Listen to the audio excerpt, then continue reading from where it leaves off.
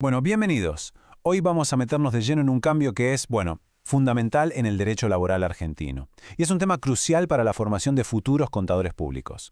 Vamos a ver cómo esta nueva forma de interpretar la ley, la hermenéutica, impacta directamente en algo tan concreto como la liquidación de sueldos y la previsión de riesgos. A ver, esta pregunta puede sonar a cosa de abogados, ¿verdad? Pero nada más lejos de la realidad para quien se dedica a la contabilidad. La respuesta tiene un impacto directísimo en el día a día. Afecta a cómo se calcula el riesgo de la empresa, a cómo se registran correctamente las provisiones y, en definitiva, a cómo se valoran los pasivos laborales.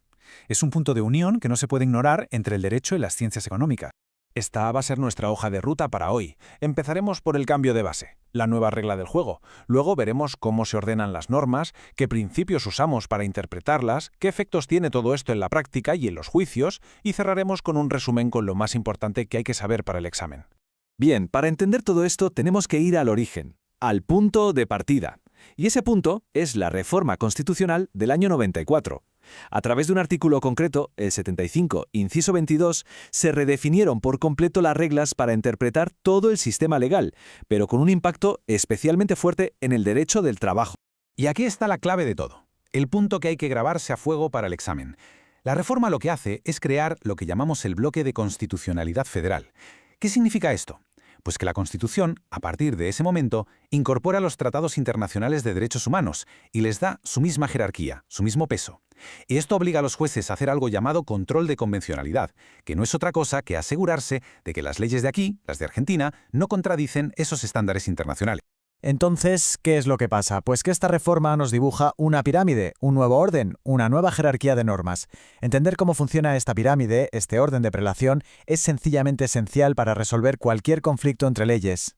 Imaginen esa pirámide. Arriba del todo, en la punta, que tenemos la Constitución y los tratados de derechos humanos, juntos. Y esto es importantísimo porque significa que todo lo que está por debajo, las leyes nacionales, los convenios colectivos, incluso las costumbres de una empresa, no puede contradecir lo que dice ese bloque superior.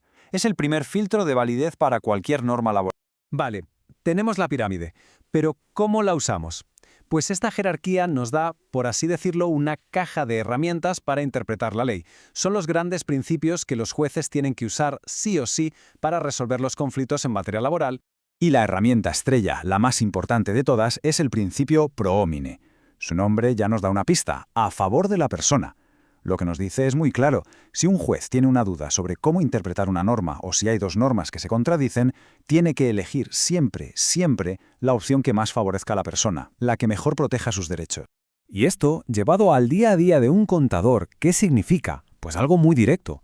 A la hora de evaluar un riesgo, de provisionar un posible juicio, una empresa no puede pensar, bueno, como este trabajador no tiene los papeles en regla, sus derechos valen menos. No, la protección es universal.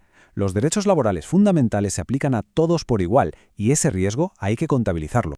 Seguimos con otra herramienta clave, el principio de progresividad. Piensen en esto como una calle de sentido único o un trinquete. Funciona como una cláusula de no retroceso. Los derechos sociales, como los laborales, solo pueden ir a más, solo pueden ampliarse.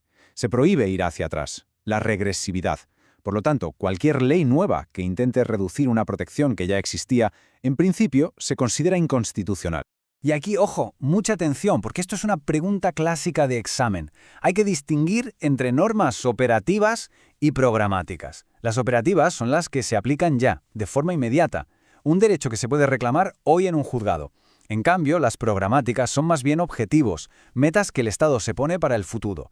Pues bien, la fuerza del principio de progresividad es justamente esa, empujar para que esas metas programáticas se conviertan con el tiempo en derechos operativos y reales.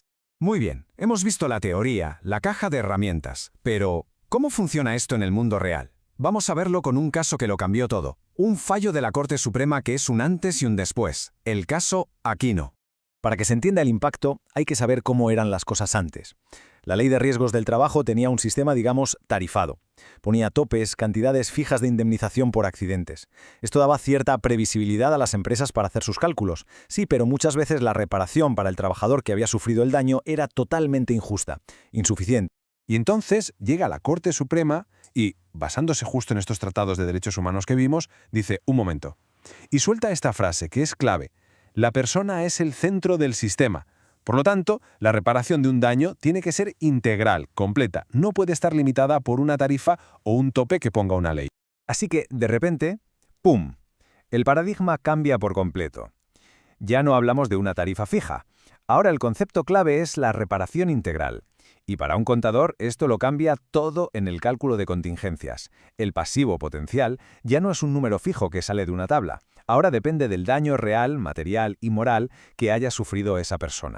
Pero el cambio no se queda solo en el fondo del asunto, en cuanto se paga. No, también transforma las propias reglas del juego en un juicio, el proceso judicial en sí mismo. A ver, seamos claros. En un juicio laboral no hay igualdad de armas. Una empresa tiene más recursos que un trabajador. El proceso lo sabe, y por eso introduce ciertos correctores para equilibrar la balanza. Por ejemplo, el principio de gratuidad, para que el trabajador pueda reclamar sin coste, o la famosa regla in dubio pro operario, que significa que si el juez tiene dudas sobre las pruebas, debe fallar a favor del trabajador. Bueno, ya llegando al final, vamos a hacer un resumen rápido, a condensar todo esto en los puntos clave que hay que llevarse de aquí, sobre todo de cara a un examen o para la práctica profesional.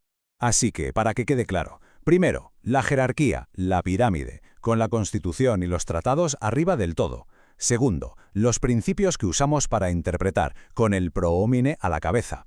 Tercero, el ejemplo práctico, el caso Aquino, que es el que nos muestra cómo se pasa de una reparación con topes a una reparación integral. Y cuarto, el proceso judicial, que también está diseñado para equilibrar a las partes.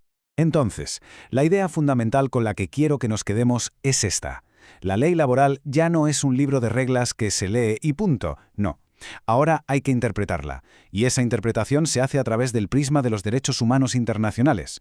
Y esto nos deja una pregunta final que todo profesional tiene que hacerse, ya sea abogado o contador. ¿Qué derecho humano es el que está en juego y protege a mi cliente en este caso concreto?